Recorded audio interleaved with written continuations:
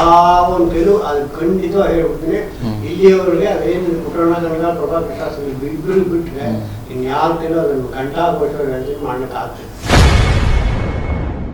ನಿಮಗೆ ಪುಟ್ಟಣ್ಣ ಕಣಗಾಲು ಅದು ಇದು ಗಲಾಟೆ ಆಗಿದ್ದಿದ್ರೆ ಇಡೀ ಮಧ್ಯದಲ್ಲಿ ಆಗಿರ್ಬೇಕು ತಾನೆ ಶೂಟಿಂಗ್ ಅಲ್ಲಿ ಮುಕ್ತಾಯ ಹೇಗಾಗ್ತಿತ್ತು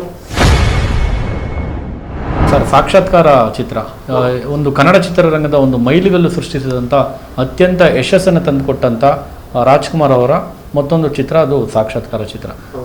ಸಾಕ್ಷಾತ್ಕಾರ ಚಿತ್ರ ಆ ಹೊತ್ತಿಗಾಗಲೇ ಪುಟ್ಟಣ್ಣ ಕಣಗಾಲ್ ಸರ್ ಸಾಕಷ್ಟು ಖ್ಯಾತಿಯನ್ನು ಗಳಿಸಿದಂಥ ನಿರ್ದೇಶಕರಲ್ಲ? ಹೌದು, ಸಾಕಷ್ಟು ಖ್ಯಾತಿ ಗಳಿಸಿದ್ರು. ಹೇಗೆ ಸರ್ ಸಾಕ್ಷಾತ್ಕಾರ ಚಿತ್ರಕ್ಕೆ ರಾಜ್ಕುಮಾರ್ ಅವ್ರನ್ನ ಆಯ್ಕೆ ಮಾಡ್ಕೊಂಡಿದ್ದು? ಈಗಾಗಲೇ ಹಿಂದೆ ಅವರು ಮಲ್ಲವಪಡ ಕರ್ಲಿಂಕರ ಸಾಕ್ಷಾತ್ಕಾರ ಹಿಂದೆ ಕರ್ಲಿಂಕರ ಮಲ್ಲವಪಡ ಮಾಡಿದ್ರು. ಬೆಳ್ಳಿಮೋಡ ಆದ್ಮೇಲೆ ಅವ್ರು ಡೈರೆಕ್ಟ್ ಏನು ಅಂತ ತೋರಿಸ್ಕೊಟ್ರು ಕೂಡ ಆಮೇಲೆ ಕಮರ್ಷಿಯಲ್ ವ್ಯಾಪಾರಿ ಚಿತ್ರಗಳನ್ನ ಯಾವುದು ಕರ್ಲಿಂಕರ ಇರ್ಬೋದು ಮಲ್ಲವಪಡ ಇದ್ರೂ ಕೂಡ ಸಂಸಾರ ಯಾವ ಥರ ಜನಕ್ಕೆ ಏನು ಹೇಳಬೇಕು ಅದನ್ನು ಹೇಳಿದ್ದಾರೆ. ಸಾಕ್ಷಾತ್ಕಾರ ಯಶಸ್ಸು ಅನ್ನೋದಕ್ಕಿಂತ ಇವತ್ತು ಕೂಡ ಯಾರಾದರೂ ಇವತ್ತು 150-200 ಕೋಟಿ ಅಂತ ಹೇಳ್ತಾರೆ. ಅಂಥ ಒಂದು ಕತೆ, ಅಂಥ ಒಂದು ಹಾಡು, ಅಂಥ ಒಂದು ಕಲಾವಿದರನ್ನ ಯಾವ ಒಂದು ಕೈಲೂ ಅದು ಖಂಡಿತವಾಗಿ ಹೇಳ್ಬಿಡ್ತೀನಿ. ಇಲ್ಲಿಯವರೆಗೆ ಅದೇನು ಪುಟ್ಟಣ್ಣ ಕಣಗ ಪ್ರಭಾಕರ್ ಶಾಸ್ತ್ರಿ ಇಬ್ಬರು ಬಿಟ್ಟರೆ ಇನ್ಯಾರ ಕೈಲೂ ಅದನ್ನು ಕಂಠಾಘೋಷವಾಗಿ ಹೇಳ್ತೀನಿ ಮಾಡಲಿಕ್ಕಾಗ್ತದೆ. ಇವತ್ತು ಮಾಡೋಕ್ಕಾಗಲ್ಲ ಅದನ್ನು. ಸರ್, ನನಗೆ ಸಾಕ್ಷಾತ್ಕಾರ ಬಗ್ಗೆ ವಿಸ್ತಾರವಾಗಿ ಮಾತಾಡೋದಕ್ಕೂ ಮುಂಚೆ ನಂದು ಇನ್ನೊಂದು ಪ್ರಶ್ನೆ ಏನಂದರೆ, ಸಾಕ್ಷಾತ್ಕಾರ ಫಸ್ಟ್ ಬರುತ್ತಾ ನಾಗರಾವ್ ಫಸ್ಟ್ ಬರುತ್ತಾ ಸರ್? ಯಾವುದು ಸಾಕ್ಷಾತ್ಕಾರ ಆದ್ಮೇಲೆ? ಸಾಕ್ಷಾತ್ಕಾರ ಆದ್ಮೇಲೆ ನಾಗರಾವ್ ಬರುತ್ತೆ. ಅಷ್ಟೊತ್ತಿಗೆಲ್ಲ ಕತೆ ನಮ್ಮ ಇದೆಲ್ಲ ಇತ್ತು ಬಂದಿದ್ರು. ಆರ್ತಿಯವರು ಎಂಟ್ರಿ ಆಗಿದೆ ಆಕ್ಚುಲಿ ಹೇಳ್ಬೇಕು ಅಂದ್ರೆ. ಅವಾಗ ಸಿಪಾಯಿ ರಾಮ ಬಂದಿದ್ರು, ಅವ್ರನ್ನ ಪುಟ್ಟಣ್ಣ ಕಣಗಾಲ್ ಏರ್ಲೈನ್ಸ್ ಹೋಗ್ಲತ್ತೀವಿ ಕರ್ಕೊಂಡು ಹೋಗಿದ್ರು. ಅವಾಗ ಫಸ್ಟ್ ಪಿಕ್ಚರ್ ಸಿಪಾಯಿ ರಾಮ ಮಾಡು. ಸಾಕ್ಷಾತ್ಕಾರ ಆದ್ಮೇಲೆ ನಾಗರಾವ್ ಆಗಿದ್ದು. ಸರ್, ಸಾಕ್ಷಾತ್ಕಾರದಲ್ಲಿ ಏನು ಪುಟ್ಟಣ್ಣ ಕಣಗಾಲ್ ಸರ್ಗೆ ಮತ್ತೆ ರಾಜ್ಕುಮಾರ್ ಅವ್ರಿಗೆ ಮನಸ್ತಾಪ ಆಗುತ್ತೆ. ಅದೇ ಕಾರಣಕ್ಕೆ ನಾಗರಾವ್ ಅಲ್ಲಿ ವಿಷ್ಣುವರ್ಧನ್ ಅವ್ರನ್ನ ವಿರುದ್ಧವಾಗಿ ಬೆಳೆಸೋದಕ್ಕೆ ಅದು ನಿಜಾನಾ ಸರ್? ಅದೊಂದು ಸ್ಪಷ್ಟೀಕರಣ ಕೊಟ್ಟು ಮುಂದೆ ಹೋಗೋಣ. ಇಲ್ಲ ಇಲ್ಲ, ಅದೆಲ್ಲ ನಾನು ಎದುರುಗಡೆ ನಾನು ಕಣ್ಣಾಗ ಗೊತ್ತಿಲ್ಲ. ಇಲ್ಲಾಂದ್ರೆ ಆ ಸಿನಿಮಾನೇ ಮುಗಿತಿತ್ತಿಲ್ವಲ್ಲ. ಇದು ಅಪಪ್ರಚಾರ. ಪುಟ್ಟಣ್ಣ ಕಣಗಾಲ್ ತುಳಿಬೇಕು ಅನ್ನೋಕ್ಕೋಸ್ಕರನೇ ಮಾಡಿರೋದು ಇವೆಲ್ಲ. ಈಗ ವಿಷ್ಣುವರ್ಧನ್ ಗಂಧದ ಗುಡಿ ಮಾಡಿದ್ದು ಅದೇನೆ. ಅವರ ಮಗಳು ನಮ್ಮ MP ಶಂಕರ್ ಸತ್ ಮೇಲೆ ನೀವು ಇವಾಗಲೂ ಒಂದು ಮಧ್ಯೆ ಹೇಳ್ಬಿಡ್ತೀನಿ ಯಾಕಂದ್ರೆ ಅವ್ರ ಮೇಲೆ ಗೂಬೆ ಕೂರಿಸ್ತಿದ್ರು ಅಂತ ಹೇಳ್ತಾರೆ. ಅದಕ್ಕೋಸ್ಕರ ನಿಮಗೆ ಪುಟ್ಟಣ್ಣ ಕಣಗಾಲು ಅದು ಇದು ಗಲಾಟೆ ಆಗಿದ್ದಿದ್ರೆ ಇಡೀ ಮಧ್ಯದಲ್ಲಿ ಆಗಿರ್ಬೇಕು ತಾನೆ ಶೂಟಿಂಗ್ ಅಲ್ಲಿ ಮುಕ್ತಾಯ ಹೇಗಾಗ್ತಿತ್ತು? ಮಾತು ಬರ್ಬೋದು ಹೋಗ್ಬೋದು, ಅದು ಬೇರೆ. Correct sir. ಒಂದು ಸಿನಿಮಾ ಮಾಡಿದ್ರು, ಆಮೇಲೆ ಇನ್ನೊಂದು ನಾಗರಾವು ಅಥವಾ ವಿಷ್ಣುವರ್ಧನ್ ರಾಜ್ಕುಮಾರ್ ಪಾತ್ರ ಮಾಡಕ್ಕಾಗ್ತಿತ್ತ? ಎಲ್ಲಿ ಜನ? ಹೌದು, ಯಾರೇ ಉತ್ತರ ಕೊಡೋದು ಕೊಡಲಿ, ನಾನು ಕೇಳಿದ್ರೆ ಉತ್ತರ ಕೊಡ್ತೀನಿ. ಆ ಪಾತ್ರವನ್ನ ರಾಜ್ಕುಮಾರ್ ಮಾಡಕ್ಕಾಗ್ತಿತ್ತ? 3 ಸಿನಿಮಾ ಮಾಡಿದ್ರು ಒಂದು ಪಕ್ಷ ಮಾತುಕತೆ ಬಂದಿರುತ್ತೆ ಹೋಗುತ್ತೆ. ನಿಜವಾಗ ಮಾತುಕತೆ ಬಂದ್ರೆ ಪಿಕ್ಚರ್ ನಿಂತು ಹೋಗಲ್ಲ. ಹಾಗಾದ್ರೆ ಇದೆಲ್ಲ ಗಾಳಿ ಸುದ್ದಿಗಳು ಎಲ್ಲ ಅದನ್ನೇ. ಹಾಗಾದ್ರೆ ಸಾಕ್ಷಾತ್ಕಾರ ಸರ್, ಇನ್ನು ಸಾಕ್ಷಾತ್ಕಾರ ಸಿನಿಮಾಗೆ ಬರೋದಾದ್ರೆ ಒಂದು ಕಾದಂಬರಿ ಆಧಾರಿತ ಚಿತ್ರ ಕೂಡ? ಇಲ್ಲ, ಸಾಕ್ಷಾತ್ಕಾರ ಕಾದಂಬರಿ ಅಲ್ಲ, ಅದು ಕಣಗಾಲ್ ಪ್ರಭಾಕರ್ ಶಾಸ್ತ್ರಿಗಳದ್ದು ಕತೆ, ಹಾಡುಗಳು ಪ್ರತಿಯೊಂದು ಅವ್ರದನ್ನೇ. ಯಾರು ಸರ್ ಕಣಗಾಲ್ ಪ್ರಭಾಕರ್? ಅವ್ರ ಸ್ವಂತ ಅಣ್ಣ. ಓಕೆ. ಪುಟ್ಟಣ್ಣ ಕಣಗಾಲ್ ಏನಿದ್ರು ಅವ್ರ ಸ್ವಂತ ಅಣ್ಣ ಅವ್ರ ಕತೆ ಪ್ರಭಾಕರ್ ಶಾಸ್ತ್ರಿಗಳು. ಇವು ನೋಡಿ, ಅದೇ ಕಣಗಾಲ್ ಪ್ರಭಾಕರ್ ಶಾಸ್ತ್ರಿಗಳು ಅವರೆಲ್ಲರೂ ರಾಜ್ಕುಮಾರ್ ಬಗ್ಗೆ ಇತ್ತು, ಇವ್ರಿಗೂ ಬಗ್ಗೆ ಇತ್ತು. ಅವ್ರು ನಿಮ್ಗೆ ಚೆನ್ನಾಗಿ ತಿಳ್ಕೊಂಡಿದ್ದೆ. ಇವಾಗ ಹೇಳ್ತಾ ಇದ್ದೇನೆ, ಸತಿಶಕ್ತಿ ಅಂತ ಒಂದು ಸಿನಿಮಾ ಮಾಡಿ ಗೊತ್ತಾ ನಿಮಗೆ? ಅದು ಸಿನಿಮಾ ನೋಡಿ ಕೇಳಿದ್ದೀನಿ ಸರ್, ಸತೀಶ್. ಅದನ್ನು ದಯವಿಟ್ಟು ಪಿಕ್ಚರ್ ನೋಡಿ, 4 ಜನ ನೀವೆಲ್ಲರೂ ನೋಡಿ, ಅದನ್ನು ತೋರಿಸಿ. ಆದರೆ ಅದರಲ್ಲಿ ಡಬಲ್ ಹೀರೋ, ಡಬಲ್ ಆಕ್ಟಿಂಗ್. ರಕ್ತಾಕ್ಷ ಪಾಲಾಕ್ಷ, ನನಗೆ ಜ್ಞಾಪಕ ಇದೆ, ರಕ್ತಾಕ್ಷ ಪಾಲಾಕ್ಷ ಅಂತ. ಅದೆಲ್ಲ ಹಾಡು ಎಂತೆಂಥ ಹಾಡುಗಳು ಬಿಟ್ಟಿದ್ದಾರೆ ಗೊತ್ತಾ? ಇದು ಆ ಸಿನಿಮಾ ನೀವು ದಯವಿಟ್ಟು ನೋಡಿ. ಆ ಥರ ಇದ್ದಿದ್ರೆ ಸತಿಶಕ್ತಿ ಅಂತ ಹೇಳಿ ಆಯೇ ಮಾಡ್ತೀರಾ. ಪವಡಿಸು ಪಾಲಾಕ್ಷ ಶ್ರೀ ವಿರೂಪಾಕ್ಷ ಅಂತ ಎಲ್ಲ ಹಾಡಿದೆ, ತುಂಬ ಚೆನ್ನಾಗಿದೆ, ಒಳ್ಳೇದು. ಆ ಸಿನಿಮಾ ಯಾರು ಮಾಡೋಕ್ಕೂ ಆಗಲ್ಲ.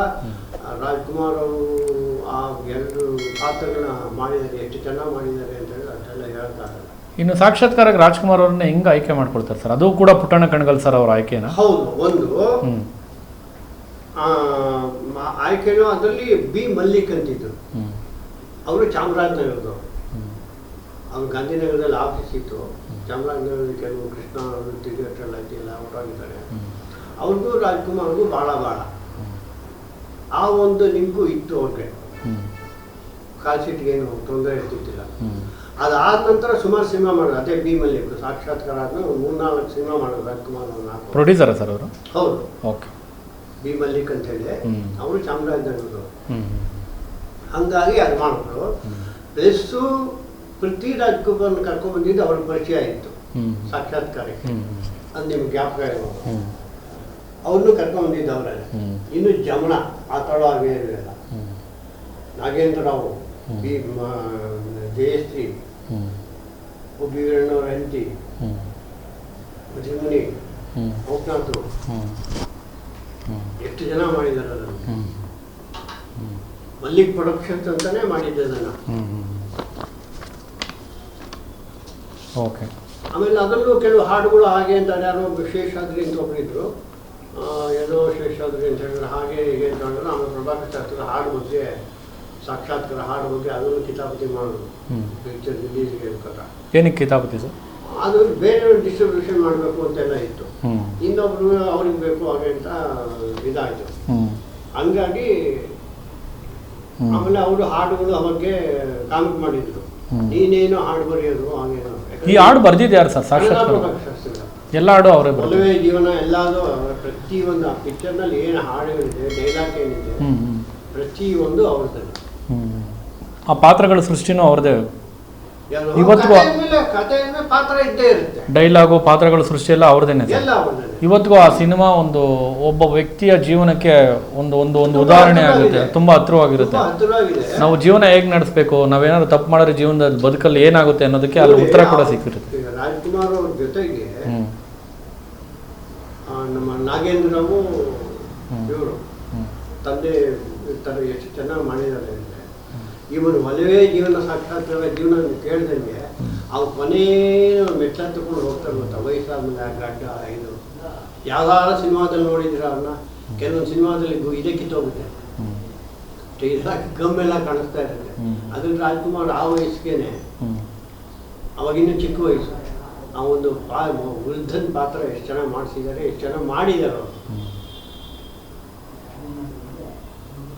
ಸರ್ ಇನ್ನು ಎಷ್ಟು ದಿನ ಶೂಟ್ ಆಗುತ್ತೆ ಸರ್? ಶೆಡ್ಯೂಲ್ ಎಷ್ಟು ಶೆಡ್ಯೂಲ್ ಎಲ್ಲ ಮಾಡ್ತಾರೆ. ಅದು 45-50 ದಿವಸದ ಅಷ್ಟೇ, ನಮ್ದೆಲ್ಲ 45 ದಿವಸ 50 ದಿವಸ. ಎಲ್ಲೆಲ್ಲ ಶೂಟ್ಗಳು?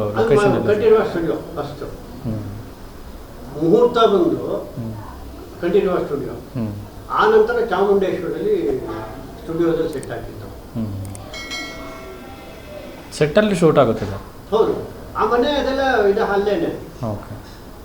ಏನು ಕಳಸ ಚಿಕ್ಕಮಂಗ್ಳೂರು ಕಡೆ ಹಾಡುಗಳು, ಒಲವೇ ಜೀವನ, ಒಲಿಸಿತು ಒಲವಿನ ಪೂಜಾಫಲ ಅಂತ ಕೇಳಿರ್ಬೋದು. ಡ್ಯಾನ್ಸ್. ಅಯ್ಯೋ, ಯಾರು ಕೇಳಿಲ್ಲ ಸರ್ ಹಾಡುಗಳೆಲ್ಲ?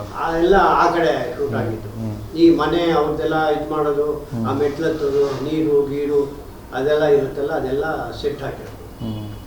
ಯಾಕಂದ್ರೆ ಇವ್ರನ್ನೆಲ್ಲ ದೊಡ್ಡ ದೊಡ್ಡ ಆರ್ಟಿಸ್ಟ್ಗಳನ್ನೆಲ್ಲ ಅವಾಗಿನ್ನೂ ಹೊರಗಡೆ ಕರ್ಕೊಂಡು ಹೋಗ್ತಿರ್ತಿಲ್ಲ. ಔಟ್ಡೋರ್ ಮಾಡಿದ್ರು ಫಸ್ಟೇ ಬೆಳಿ ಮಾಡೋ ಆದಲೇ ಹೊರಗಡೆ ಔಟ್ಡೋರ್ ಮಾಡಿದ್ದು ಪುರಾಣಗಳಿದ್ದಾರೆ. ಅದಕ್ಕೆ ಮುಂಚೆ ಕೆಲವು ಸಿನಿಮಾಗಳಿದೆ ನೋಡಿ, ಎಲ್ಲ ಸೆಟ್ಟೆ. ಅದು ಮುಂಚೆಲ್ಲ ಮುದ್ರಾಸು ಯಾವ ಸೆಟ್ ಬೇಕು ಅಂದರೆ ಅಲ್ಲೇ ಸ್ಟುಡಿಯೋದಲ್ಲೇ ಸೆಟ್ ಆಗ್ಬೋದು. TV12 ಕನ್ನಡ, ಇದು ಕನ್ನಡಿಗರ ಧ್ವನಿ.